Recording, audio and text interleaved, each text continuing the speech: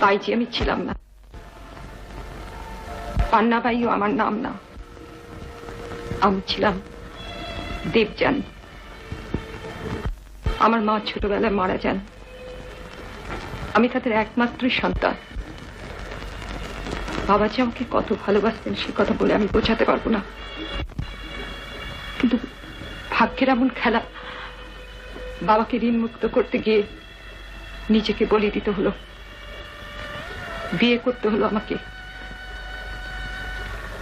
সেই ফুলশয্যা রাতে